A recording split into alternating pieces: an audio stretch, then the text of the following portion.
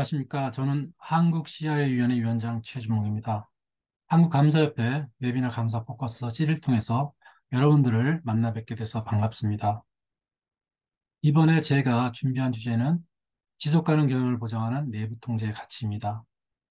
최근 언론에 보도된 공공기관 그리고 기업들의 내부 통제 실패 사례를 살펴보고 이러한 내부 통제 실패가 발생하는 원인과 이러한 실패를 방지할 수 있는 그런 대응 방안을 사례 위주로 살펴보도록 하겠습니다.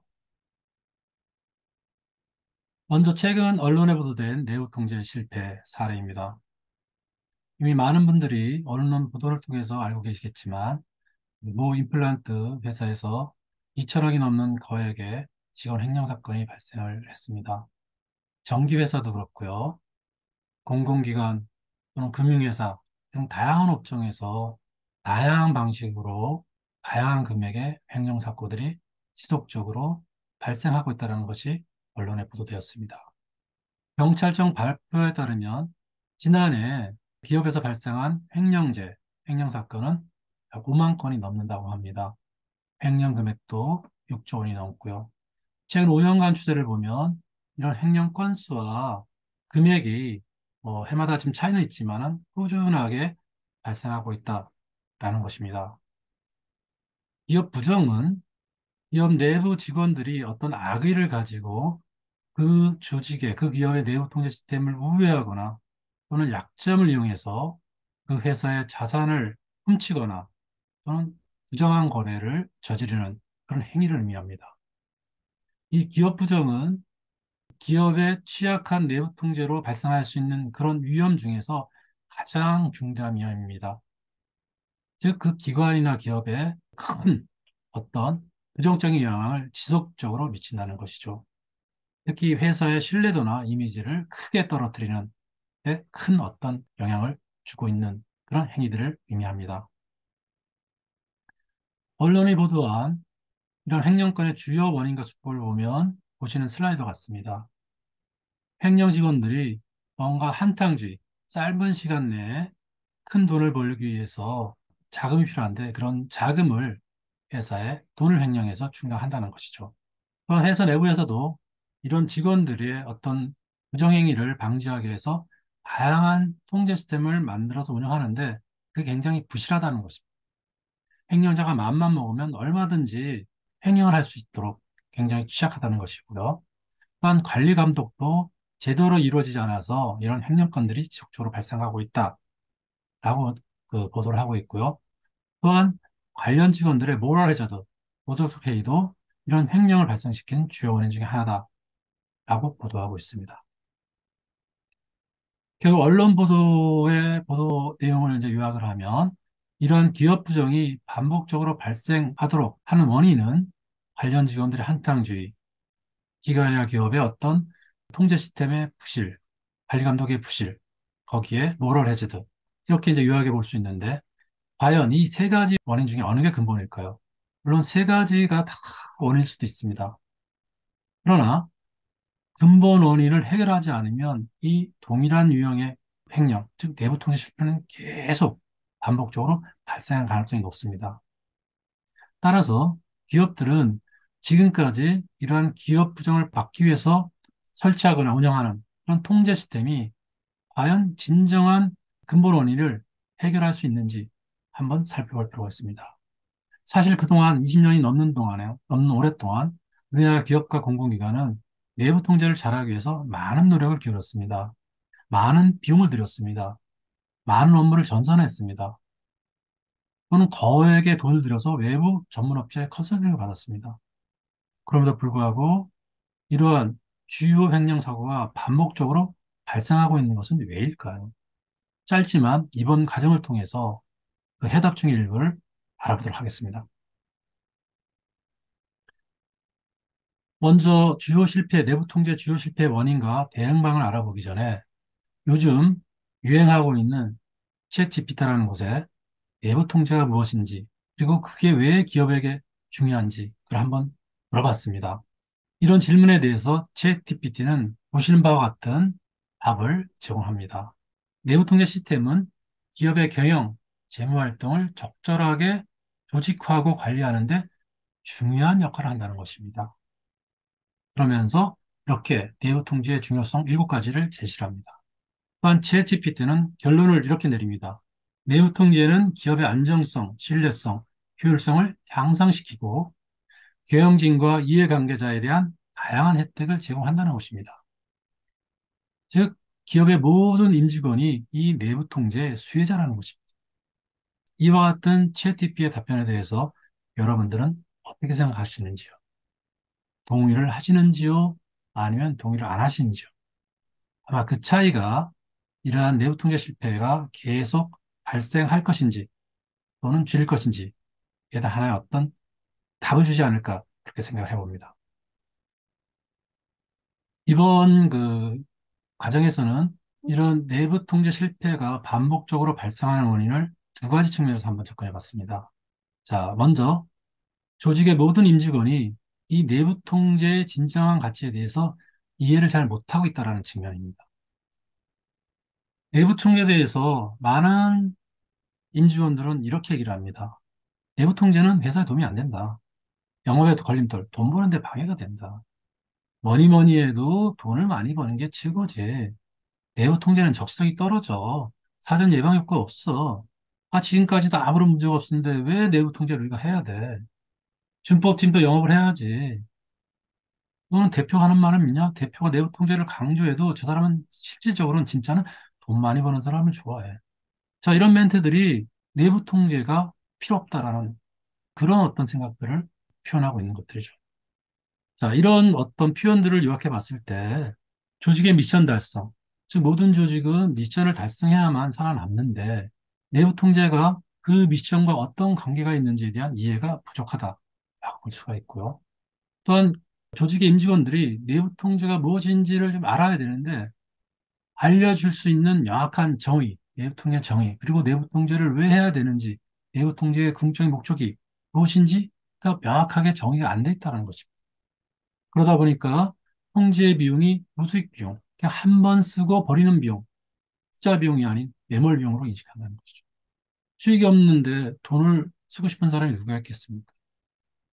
또한 내부 통제는 누가 해야 되는지, 컴플라이언스 부서에서 해야 되는지, 내부 감사부서 해야 되는지, 아니면 모든 임직원이 다 해야 되는지, 그리고 각자 계층별로 내부 통제에서 어떤 역할을 해야 되는지에 대한 이해가 부족하다는 것입니다. 자, 따라서 첫 번째 대응 방안은 조직의 임직원들이 또는 조직 자체가 내부 통제 가치를 분명하게 인식해야 된다는 것입니다. 모든 기업은 달성해야 될 기업 비전을 수립하고 있습니다. 그런 비전 달성을 위해서 기관별로 계획을 수립하죠. 계획을 수립한 다음 그 계획을 실행을 합니다. 또 주기적으로 이 실행한 결과들이 애초 계획을 충족하고 있는지를 검토를 해서 만약 부족하다면 그 부족 원인을 해결하고 다시 정상적으로 계획을 실행하죠. 소위 플랜 두 C 과정을 어떤 기업이든 어떤 기관이든 다 거칩니다. 문제는 이런 계획을 실행하는 과정에서 이런 계획이 효과적으로 효율적으로 진행되는 것을 방해하는 그런 요인들을 만나게 된다는 것입니다. 변수를 만나게 된다는 것입니다. 그런 요인들은 조직 밖에서 발생하기도 하고요. 조직 내부에서 발생하기도 합니다. 조직 밖에서 발생하는 대표적인 게 지금 수년 동안 우리가 갖고 있는 코로나19 팬데믹이라고 볼 수가 있습니다. 조직 내부에서는 뭐 이렇게 좀 전에 말씀드린 직원들이 거액의 돈을 횡령하거나 또는 내부의 전산 시스템이 붕괴하거나 뭐 조직의 전략을 잘못 수립해서 실패하거나 그런 것들이죠. 이런 요인들을 통틀어서 우리가 리스크, 다른 말로 위험이라고 합니다. 따라서 조직은 기업 비전을 지속적으로 달성해서 생존하기 위해서는 이 리스크들을 적시에 효율적으로 효과적으로 관리해야 됩니다. 그럼 이런 리스크들을 무엇을 가지고 관리할 것인가 가장 중요하겠죠. 매우 중요하겠죠. 그 수단이 바로 내부 통제라는 것입니다. 결국 내부 통제는 이러한 리스크, 위험들을 관리할 수 있도록 해준다는 것입니다. 그걸 통해서 조직의 목적, 비전 달성을 달성하도록 보장해준다는 것입니다. 결국 내부 통제가 없으면은 장기적으로 기업은 목적 달성 못하고 비전 달성 못하기 때문에 문을 닫는다는 것이죠. 멋진 말로 지속 가능성이 없어진다는 얘기입니다. 자, 요약을 하면 결국 내부 통제 가치는 기관이든 기업이든 간에 지속 가능성을 보장한다는 데 있다는 것입니다. 어떤 전문가는 내부 통제를 무시해서 실적을 쌓는다는 것은 사상누각, 즉 오래성을 쌓는 것과 마찬가지다라고 얘기합니다. 두 번째는 내부 통제에 대한 정의를 명확하게 수립하는 것입니다. 조직의 모든 구성원들이, 임직원들이 내부 통제는 이런 거고, 그걸 위해서 우리가 구체적으로 실무를 수행하는 과정에서 이렇게 해야 되는 거고, 그 내부 통제를 위해서는 우리의 의식, 정신 자세는 또 우리의 문화는 이렇게 해야 되는구나, 라는 걸 명확하게 인식하도록 제시를 해야 된다는 것입니다. 내부 통제는 조직의 미션 달성을 하기 위해서 있습니다. 조직의 미션이 없으면 내부 통제할 필요가 없습니다. 이런 미션 달성을 하기 위해서 내부 통제가 필요하고요. 또 내부 통제는 이런 미션 달성을 위해서 조직이 업무를 운영하는데 그 업무가 효율적으로 효과적으로 운영되도록 보장해 주고요. 또 업무를 수행한 결과 우리가 산출되는 각종 데이터의 신뢰성과 안전성을 보장해 주고요. 또 업무 수행 과정에서 지켜야 되는 법률, 대기들이 잘 지켜지도록 보증한다는 것입니다. 내부 통제가. 자, 이런 보증을 위해서 조직 자체에서, 즉 조직 내부에서 마련한다는 것이죠. 그래서 내부 통제입니다. 조직 내부에서 마련해서 조직의 구성원들이죠. 이사회, 경영진, 직원, 조직 구성하는 모든 인원들이 지속적으로 조직이 지속 가능 경영을 하는 동안에 지속적으로 이행하는 모든 정책, 프로세스, 제도, 과업을 포함한 모든 활동과 구성원의 의식과 조직 문화. 자, 이게 내부 통제라는 것입니다. 사실 우리나라에서는 내부 통제를 너무 기준 위주로 설명하기 때문에 이 내부 통제를 굉장히 협의의 개념으로 이해를 합니다. 그러나 우리가 내부 통제를 협의로 이해하든 강의로 이해하든 간에 내부 통제는 조직의 모든 활동입니다. 그래서 이런 인식과 실제 내부 통제의 어떤 범위가의 차이 때문에 이러한 중요한 내부 통제 실패 사례가 계속 반복 발생한다라고 볼 수가 있습니다. 여기서 이제 우리가 초점을 둬야 될 거는 내부 통제 주체입니다. 조직의 모든 임직원이 주체라는 것입니다. 또 자율성, 외부에서 누가 강요해서 하는 게 아니라 스스로 해야 된다는 것입니다. 지금 우리나라의 내부 통제 문제는 이 두 가지 부분이 가장 취약합니다. 우리나라 많은 기업, 많은 기관들이 어마어마하게 많은 규정을 운영합니다. 제도를 운영합니다. 그 규정, 제도가 다 내부 통제 수단이고 장치고 방법입니다. 직원들 징계합니다. 포상합니다. 회의체 운영합니다. 이메일 운영합니다. 전산화합니다. 이 하나하나가 다 내부 통제 활동인 것이죠. 그렇게 많은 활동을 함에도 불구하고 계속 문제가 생긴다는 건 결국 사람 문제라고 볼 수가 있습니다. 그 부분은 좀 더 차차 알아보도록 하겠습니다. 내부 통계 정의를 좀 더 명확하게 설명드리면 보시는 슬라이드 같습니다. 조직의 미션 달성을 위해서 중간 이 세 가지 목표가 있다라는 것이죠.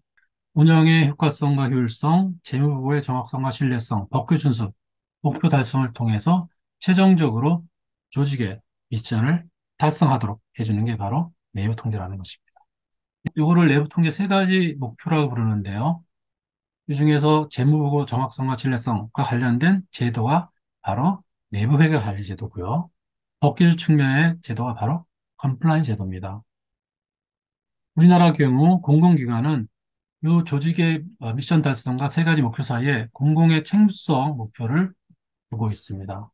세계 최고 감사 기구에서 그렇게 제시를 하고 우리나라 공공기관은 그 세계 최고 감사 기구에서 제시한 내용에 따라서 내부 통제를 정의하고 운영하고 있습니다.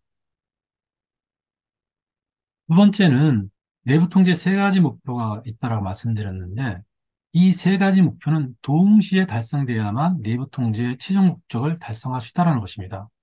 현재는 우리나라는 세 가지 내부 통제 목표 중에 법규 준수와 사고 예방에 초점을 맞춰서 내부 통제를 운영하고 있습니다. 효율적인 업무 운영, 정확하고 신뢰성 제보, 이건 상대적으로 굉장히 관심을 덜 기울이고 있습니다. 뭔가 세 가지 목표 간에 균형이 이루어지지 않다는 것이죠. 자, 이 얘기는 법규 준수만 잘한다고 해가지고 내부 통제 목적, 즉 내부 통제가 조직의 위험 관리를 도와줘서 궁극적으로 조직의 비전을 달성하도록 하는 그런 목표 달성이 잘 되지 않는다는 것입니다. 이 세 가지 목표가 동시에 달성이 돼야 된다는 것입니다. 이 세 가지 내부 통제 목표는 서로 상호 연관성이 있습니다. 뗄래야 뗄 수 없는 관계에 있습니다. 따라서 우리나라는 앞으로 이 내부 통제 세 가지 목표 중에 효과적이고 효율적인 업무 운영과 관련해서 내부 통제를 어떻게 해야 되는지 이 부분에 초점을 두고 이 부분을 개선을 해야 될 필요가 있습니다. 그 개선하지 않으면 아까 말씀드린 것처럼 이 동일한 내부 통제 실패는 반복될 것으로 예상하고 있습니다. 다음으로는 내부 통제 비용에 대한 인식입니다. 이미 말씀드린 것처럼 내부 통제 비용은 무수익 비용이 아니고요. 굉장히 ROI, 수익률이 높은 비용입니다. 예를 들어서 우리가 업무 프로세스 하나를 제대로 개선해 놓으면 그 업무 프로세스에 따라서 일하는 모든 사람들은 업무 에러이 굉장히 떨어집니다. 최소화됩니다. 규정 하나를 잘 만들었을 뿐인데 그 규정에 대한 효과는 엄청나다는 것이죠. 물론 그 효과를 구체적인 어떤 수치로 표현하기는 어렵습니다. 그렇다 하더라도 우리가 전문적인 판단이라든가 상식적인 판단으로 봤을 때 효과는 매우 크다고 볼 수가 있습니다. 따라서 내부 통제에 들이는 비용을 당장 현금으로 돌아오지 않으니까 어, 효과가 없다, 가치가 없다 생각하지 마시고 보이지 않는 효과가 엄청나다는 인식을 가질 필요가 있습니다. 따라서 내부 통제를 잘하기 위한 그런 예산 편성을 충분히 할 필요가 있고요. 충분히 편성을 할 필요가 있고요. 또 적시에 집행할 필요가 있습니다. 또한 이런 내부 통제 정책, 어떤 중요성을 고려해서 이런 내부 통제와 관련된 승인 권한을 이사회가 갖도록 할 필요가 있습니다. 그렇다고 내부 통제를 무조건 균등하게 해서는 또 안 된다는 것입니다. 조직에서 이루어지고 있는 활동과 관련된 어떤 위험 수준은 각기 차이가 있습니다. 따라서 위험 수준이 높은 활동에 내부 통제를 좀 집중할 필요가 있습니다. 이거를 위험 수준에 비례한 통제 운영이라고 볼 수가 있습니다. 또한 대기업과 중소기업 간에는 이 통제 실현 방식 차이가 있다는 통제 실현 방식의 차이가 있다는 걸 인정해야 됩니다. 대기업에서 필요한 그런 통제를 중소기업에 그대로 적용해서는 안 됩니다. 왜냐하면 대기업과 중소기업은 그 위험 수준과 위험률이 다르기 때문에 그렇습니다. 너무 기계적으로 내부 통제를 해서는 또 안 된다는 그런 얘기입니다. 또 정교하고 적성 있는 내부 통제 시스템을 운영할 필요가 있는데요. 어떤 신사업이라든가 신상품이라든가 기존에 경험하지 못한 그런 부분에 그런 부분이 상대적으로 위험이 높기 때문에 그런 쪽에 초점을 둬서 내부 통제를 적용할 필요가 있다는 것입니다. 그쪽에 내부 통제 비용을 많이 쓸 필요가 있다는 얘기입니다. 조직의 부서 중에 굉장히 오래된 부서들이 있죠. 뭐 인사부서 이런데. 그 오래된 부서는 이미 컴플라이언스나 감사부로부터 여러 차례 검증을 받았기 때문에 이미 굉장히 관련된 위험이 굉장히 이미 확인이 되고 또 통제가 잘 된 상황일 수 있습니다. 그 부서가 아무리 크다 하더라도. 따라서 검증이 이미 여러 차례 된 부서에 대해서는 내부 통제를 좀 덜하고 좀 통제 비용을 덜 들이고 검증이 안 된 상품, 안 된 부서, 신설 부서 쪽에 더 내부 통제를 더 많이 할 필요가 있다는 겁니다. 두 번째는 양보다 질 위주의 내부 통제인데요. 이건 단적으로 말씀드리면 너무 내부 통제를 규정 위주로 하지 말란 얘기입니다. 무조건 내부 통제를 잘하기 위해서 규정을 많이 만들면 안 된다는 얘기입니다. 현실적으로 규정이 많으면 많을수록 내부 통제는 더 취약합니다. 왜냐하면 조직의 임직원들이 점점 늘어나는 내부 통제 기준을 다 외울 수가 없습니다. 외울 수 없으면 알지 못합니다. 알지 못하면 업무에 적용이 불가능합니다. 결국 수많은 내부 통제 기준이 그 직원들의 이런 위험을 관리하는데 도움을 주는 게 아니라 나중에 문제가 생기면 직원들을 징계하는데 사용하는, 이 말하는 재칙으로 이용될 가능성이 높다는 것이죠. 따라서 주기적으로 주식에서 이제 마련해서 운영하는 그런 통제기준들을 검토한 다음에 실효성이 떨어진 통제 기준은 과감하게 폐지하는, 통제 기준을 줄여나가는, 꼭 필요한 통제만 운영하는 그런 정책이 필요합니다. 또한 수기 결제 단계, 결제 단계가 굉장히 예를 들면은 뭐 업무 담당자부터 최종 승인 권자까지 중간에 여러 사람이 여기에 뭐 서명을 하거나 도장을 찍는다. 일종의 이제 사다리 방인데 이 사다리 방 여기에 결제하는 사람이 많다는 거 많으니까 내부 통과가 잘 되겠지 이런 거에 의존하지 말라는 거예요.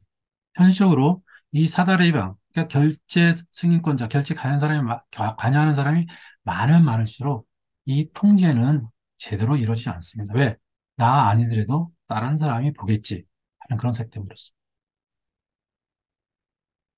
두 번째 이제 접근 방향은 내부 통제 관련돼서 인간적인 요소가 있는데 우리들이 이 인간적인 요소를 무시하고 있다는 것입니다. 그것 때문에 이런 내부 통제 실패가 계속해서 반복해서 발생하고 있다는 것입니다. 내부 통제 시스템, 예, 중요합니다. 아주 필수적인 어떤 그 장치죠. 그럼에도 불구하고 이 내부 통제 시스템에는 한계가 있다는 것입니다. 예외 없이. 자, 왜 그러냐 하면 이 내부 통제 시스템을 만드는 건 사람이라는 것입니다. 사람의 능력은 불안정합니다. 아무리 열심히 미래를 예측한다 하더라도 한계가 있습니다. 따라서 현재 이 인간들이 만드는 내부 통제가 미래에 발생 가능한 그런 다양한 위험들을 다 대응하지 못한다는 것입니다. 이런 인간적 요소 때문에 발생하는 어떤 그런 그 내부 통제의 어떤 문제점들을 내부 통제의 부작용 또는 내부 통제의 역작용이라고 부르는데 예를 들면은 경영진들이 회사에서 가장 권한과 책임이 많은 경영진들이 통제 기준을 업무 규정을 안 지키는 것들 또는 업무 담당자와 감독자의 공모 감독자가 업무 담당자가 통제 기준을 제대로 지켰는지를 감시 감독해야 되는데 서로 공모를 해서 회사 자금을 빼내는 행위들 이런 건 이제 일종의 핵심 이중통제가 미작동된 그런 사례를 볼 수가 있습니다. 또는 판단의 오류. 자, 정말 이거는 문제가 없다, 올바르다라고 생각을 하고 일을 했는데 결과가 잘못될 가능성들. 이거는 이제 좀 전에 말씀드린 것처럼 인간의 예측력이 불완전하게 기인한 그런 실패들이죠. 이런 것들은 뭐 늘 발생하는 그런 것들이죠. 또, 뭐 통제를 하려고 했더니 비용이 너무 많이 드는 거예요. 예를 들면 어떤 통제를 새롭게 하는데 드는 비용이 1억 원인데 그런 1억 원을 들여서 통제를 해서 얻는 효과가 이런 것보다 작다. 자, 그럴 경우에는 통제를 포기하라는 얘기입니다. 물론 이제 뭐 그 업종에 따라서는 그럼에도 불구하고 통제 우선 뭐 얘기하는 데가 있습니다만 원칙적으로 통제 비용과 효익을 비교를 해서 효익이 적으면은 포기하라는 얘기입니다. 즉, 그로 인해 발생하는 손실을 비용으로 처리하라는 얘기입니다. 자, 이처럼 통제 시스템 한계이기 때문에 이 한계를 뭘로 방어하느냐, 뭘로 극복하느냐가 가장 중요하죠. 이 통제의 한계를 극복하는 유일한 방법이 바로 그 구성원들, 임직원들의 윤리의식입니다. 통제에 구멍이 생긴 부분을 직원들의 윤리의식으로 막을 필요가 있다는 얘기입니다. 따라서 전문가들은 내부 통제의 성공은 이러한 내부 통제 시스템에다가 그 조직을 구성하고 있는 임직원들의 윤리의식 또는 문화가 화학적으로 결합하고 유기적으로 작동을 해야만 가능하다.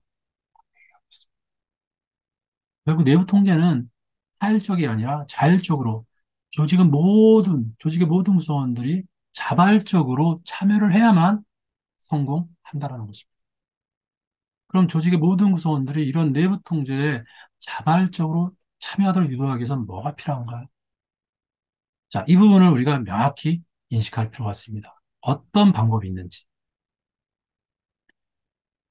일반적으로 통제 환경이 가장 중요하다. 이렇게 이제 얘기를 많이 하는데, 먼저 이제 내부 통제는 5개 요소로 구성이 되어 있다. 이렇게 얘기를 하는데요. 국제 표준입니다. 통제 환경, 리스크 평가, 통제 활동, 정보와 커뮤니케이션 모니터링. 이 중에 통제 환경 요소는 다른 4가지 요소에 기반이 됩니다. 리스크 평가, 통제 활동, 모니터링, 정보와 커뮤니케이션이 아무리 잘 이루어진다 하더라도 통제 환경이 취약하면 내부 통제는 늘 문제가 생긴다는 것입니다. 이 통제 환경을 구성하는 2가지 요인이 바로 하드웨어인 내부 통제 시스템과 소프트웨어인 직원들의 의식과 그 기업의 문화입니다. 즉, 내부 통제 시스템과 윤리 문화가 화학적으로 결합하고 유기적으로 작동하고 해야만 그 바탕에 리스크 평가, 통제 활동, 커뮤니케이션 모니터링이 그 목적을 달성하도록 잘 이루어진다는 것입니다. 따라서 이처럼 내부 통제 구성 요소는 상호 밀접하게 연관이 되어 있기 때문에 내부 통제 목적을 달성하기 위해서는 이 5개 요소를 모두 동시에 충족을 해야 할 필요가 있다는 얘기입니다. 그런 5개 요소를 동시에 충족하는데 가장 중요한 게 바로 이 소프트웨어인 그 기업의 구성원들의 윤리식, 그리고 기업의 윤리 문화라는 것입니다. 결국 내부 총재의 키 중에 하나는 자율입니다, 자율. 아무리 외부 감독 기관에서 강하게 푸시를 한다 하더라도 내부에서 자율적으로 이 내부 통제 가치를 알고 스스로 이행하기 전에는 내부의 압력에 의한 내부 통제는 짧은 기간 동안만 유효하지 시간이 지나면 또 늘 뭔가 취약하다는 것이죠. 이런 통제 환경이 이제 가장 중요하다고 말씀드렸는데 이런 통제 환경을 굳건하게 강건하게 구축하기 위해서는 우리가 이제 다양한 어떤 요건들이 있습니다. 일반적으로 두 가지 요건을 많이 이제 제시하고 있습니다. 먼저 리더 얘기입니다. 리더. 자, 모든 조직은 자, 이렇게 이제 피라미드 모형으로 이제 표현을 하는데 가장 중요한 거는 이 피라미드 꼭지점에 있는 계층, 최고 경영진이죠. 최고 경영진이 어떠한 경영 철학을 갖느냐가 이 조직 전체의 어떤 문화라든가 나갈 방향에 지대한 영향을 미칩니다. 만약 최고 경영진이 내부 통제 가치를 정확히 깨닫고 이것이 비전 달성에 엄청난 가치가 있다. 즉, 비전 달성을 방해하는 그 리스크들을 제어하는 데, 방어하는 데 가장 효과적인 수단이다. 따라서 이걸 반드시 해야 된다. 라고 인식하고 그런 내용이 들어있는 목소리를 전 직원들한테 지속적으로, 반복적으로 얘기한다면 조직 정체의 내부 통제는 올바른 방향으로 나아갈 가능성이 굉장히 높습니다. 그런데 최고 경영진이 입으로는 내부 통제가 중요하다고 얘기하지만 실제 행동으로는 그렇게 안 보일 때, 반대의 어떤 측면을 보일 때 직원들은 그 리더를 신뢰하지 않습니다. 그러면 입으로만 내부 통제가 되고 실제는 내부 통제가 잘 안 되는 것이죠. 따라서 이사회와 최고 경영진은 그 조직의 윤리문화 구축을 통해서 내부 통제를 잘하고자 하는 그런 의지, 그리고 실천을 보여줘야 되고요. 그런 것들을 며칠을 통해서 전달을 하고 또 올바르게 행동을 보여야 된다는 것이죠. 이건 이제 전문 용어로 탑이라고 합니다. 어떤 분은 이렇게 얘기를 합니다. 리더는 유리집에 거주한다. 본인은 모르겠지만 밖에서 다 그 리더가 어떻게 행동하는지 다 보고 있다는 것입니다. 그래서 그 리더가 하는 행동을 보고 말이 필요 없는 거죠. 리더가 하는 행동을 보고 아, 저 리더는 정말 내부 통제를 중요히 여기고 그걸 먼저 실천하는구나 하고 안다는 것이죠. 또 이런 이제 그 윤리 문화는 계단식 폭거 방식으로 가능하다라고 전문가들은 많이 얘기합니다. 즉 계단식 폭거가 뭔가요? 예, 위로부터 이렇게 흘러내리는 그 모양의 폭포인데 최상위 리더가 맑은 물을 내려보내면 그 밑에도 계속 맑은 물이 흘러내릴 가능성이 있다라는 것이죠. 우리나라 속담에 윗물이 맑아야 아랫물이 맑다, 아랫물도 맑다라는 속담인데 그 이치와 마찬가지입니다. 최상위 리더가 어떠한 목소리를 내고 어떠한 행동을 보여주는지가 그 하위 계층 직원들의 생각과 행동을 좌우한다는 것입니다. 두 번째, 이 윤리는 한 번 해서는 절대 안 되는 것입니다. 지속적 유지가 중요합니다. 따라서 일관성 있는 윤리 가치, 원칙을 정하고, 물론 이제 모든 회사에서 다 윤리 프로그램이 있죠. 윤리 강령도 있고, 윤리 프로그램 있고, 뭐 주기적으로 직원들 교육도 시키고, 또 설문조사도 하고, 또 뭐 징계, 보상 이런 제도 도입을 하죠. 어쨌든 그런 방식을 통해서 지속적으로 반복적으로 모든 구성원들한테 이 윤리 문화, 더 나아가 내부 통제가 왜 중요한지를 반복적으로 교육시킬 필요가 있다는 얘기죠. 그걸 우리가 이제 의식화 교육이라고 합니다. 의식화 교육. 특히 이런 교육은 밑에 실무 계층 위주가 아니라 상위 계층부터, 즉 최고의 최상위에 있는 계층부터 직급부터 먼저 이런 교육을 받아야만 교육의 효과가 있다는 것입니다. 최고 경영진 먼저 받으면 그 밑에 직원 쭉 따라서 교육을 받고 그 효과가 교육 효과가 가장 크다는 것입니다. 또 이러한 윤리적인 행동을 장려하고 그다음에 원칙을 위반한 경우 이제 제재하는 그런 어떤 기준들을 운영하고 있는데 그 징계보다는 보상에 초점을 둔, 즉 잘한 거를 칭찬하는 그런 어떤 제도 위주로 운영을 하게 되면 이 통제 환경이 강건하게 구축되는데 매우 효과적이다라는 것입니다. 이미 이런 그 내부 통제를 잘하고 있는 뭐 국내 기업, 선진 글로벌 기업에서는 이미 그 효과성이 입증된 그런 제도입니다. 또한 조직 내에 부정을 포함한 어떤 비윤리적인 행위가 발생을 했을 경우, 자, 이런 것들이 적시에 안전하게 신고되고 처리할 수 있도록 해야 되고요. 또 모든 임직원들이 믿을 수 있는 내부 제보 체계, 즉 내부 고발 제도죠. 영어로 히스를 블로잉 시스템이라고 그러는데 이런 것들을 운영할 필요가 있다는 얘기입니다. 물론 우리나라 대부분의 기업들이 이 시스템을 운영을 합니다. 근데 문제는 구성원들이 신뢰를 못한다는 것입니다. 익명성이 보장이 안 되고 오히려 신고한 사람이 보복을 받는 그런 케이스들이 있기 때문에 신고가 안 된다는 것이죠. 자, 이런 것들도 이제 최고 경영진들이 좀 더 신뢰 있고 좀 더 효율적이고 정말 조직 내부 통제, 윤리문화 구축에 도움이 되는 내부 제보 시스템을 구축해서 운영할 필요가 있다라고 볼 수가 있습니다. 다음으로는 내부 통제 주체가 누구이고 각각의 역할과 책임이 무엇인지를 명확하게 정의해서 또 문서화하고 이런 것들을 조직 구성원들한테 주기적으로 교육시킬 필요가 있습니다. 실제 모든 구성원들이 내부 통제 주체라는 것입니다. 특히 업무 담당자, 어떤 업무를 담당하는 그 담당자가 본인이 수행하는 업무와 관련돼서 1차적인 통제 책임이 있다는 걸 분명히 할 필요가 있습니다. 또한 조직 내부에서는 이 조직 모양, 피라미드 모양, 세상의 꼭지점에 있는 이사회 최고위원이 가장 큰 책임을 있다는 것을 명확하게 문서할 필요가 있습니다. 또한 짐 직원들이 이런 내부 통제 기준을 잘 지키고 있는지를 정기적으로 모니터링하고 그 결과를 누구한테? 이사회한테, 조직의 최상위 계층에 있는 이사회한테 보고하는 기준을 규정해서 운영할 필요가 있습니다. 그게 뭐냐면 이사회가 내부 그 조직의 내부 통제에 대해서 최상위 감독 기관이고 최상위 책임을 지는 그런 기구라는 것을 명확히 할 필요가 있다는 얘기입니다. 또 이미 말씀드렸습니다만 실효성 있는 내부 통제 성과 평가 기준을 마련해서 운영할 필요가 있습니다. 인사 평정 기준에 반영하는 비중을 높일 필요가 있다는 얘기입니다. 특히 징계보다는 보상, 인사 평정 가점 위주로 운영할 필요가 있습니다. 재칙과 당근이 있으면 당근을 더 강조하는 정책을 운영할 필요가 있습니다. 이 또한 선진국에서 이미 재칙보다는 당근이 훨씬 더 장기적으로 내부 통제, 문화 구축에 긍정적인 영향을 미친다는 것이 이미 증명이 됐습니다. 내부 통제 주체와 각각의 역할과 책임을 이렇게 이제 구분해 볼 수 있습니다. 이사회 같은 경우는 기업의 효과적이고 효율적인 내부 통제 시스템 구축 유지에 대한 최종적인 책임을 부여하고 있고, 또 이러한 시스템을 잘 구축해서 운영하는 데 있어서 실적 책임은 경영진이 갖고 있고, 준법 감시인 컴플라이언스 이제 최고 책임자죠. 경영진과 직원이 업무 수행 과정에서 지켜야 되는 법률 규정을 잘 지킬 수 있도록 지원하는 책임이 있다고 볼 수 있고요. 직원들은 지켜야 될 내부 통제 기준, 또 본인이 수행한 업무 관련된 2차적인 통제 책임, 이런 또 내부 통제를 잘하기 위해서 관련 연수에 참석해야 할 의무, 이런 것들이 그 책임이라 이렇게 볼 수가 있습니다.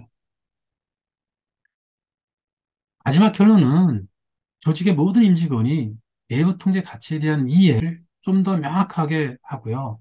또 이 가치에 대한 인식을 다시 회복하는 게 이런 내부 통제 실패 사례를 근본적으로 막을 수 있는 대응 방안이라고 볼 수가 있습니다. 내부 통제 가치가 무엇인지, 또 이런 가치를 발휘하기 위한 핵심 요건이 무엇인지 정확히 이해하고 실천할 필요가 있다는 얘기. 그동안 우리나라는 내부 통제를 이렇게 준법 감시다, 내부 감사다, 또는 준법 목표만 달성하면 다 된다. 통제 활동 모니터링만 하면 된다. 규정만 지키면 된다. 직원들만 잘 감시하면 된다. 그게 내부 통제 다다. 또 영업에 방해가 된다. 징계다.